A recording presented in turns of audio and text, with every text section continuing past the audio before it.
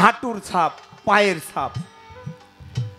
নবী বাহির থেকে হোরারাকে বলছে, হোরারা এই পাথর একটা দেখতেছি, পাথরের উপরে এই পায়ের ছাপ, হাতের ছাপ, এগুলি কেন রে বাবা?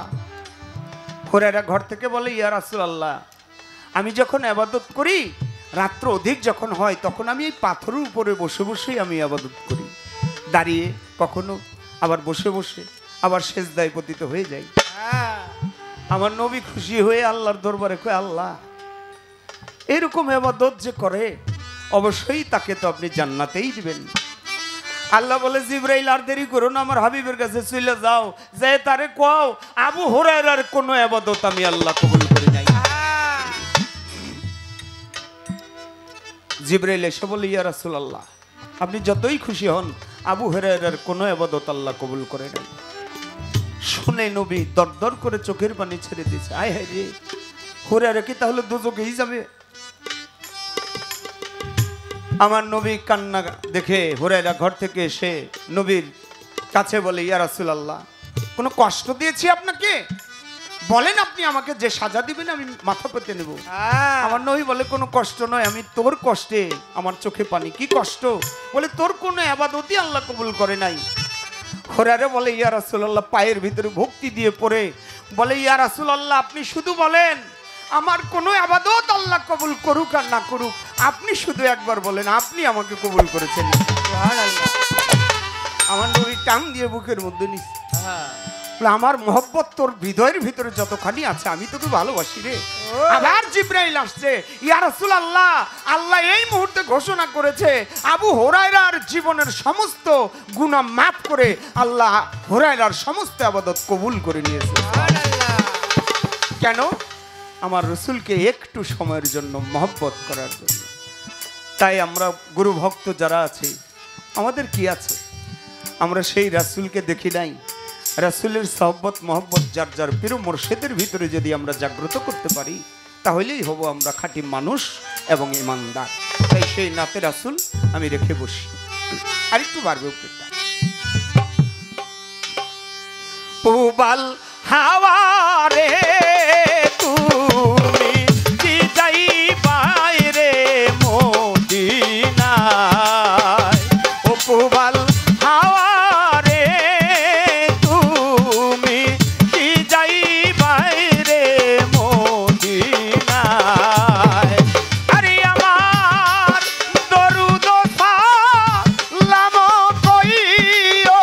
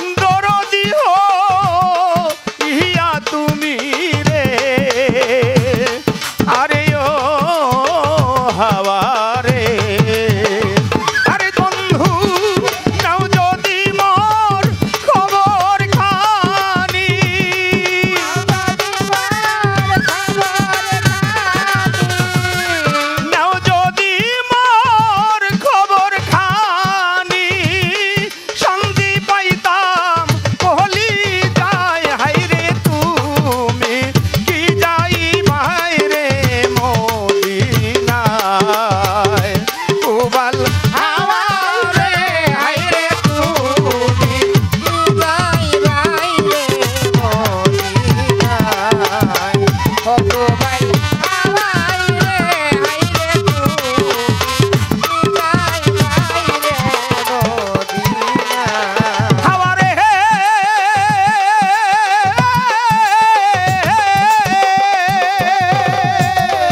কত জনা আইলো গেল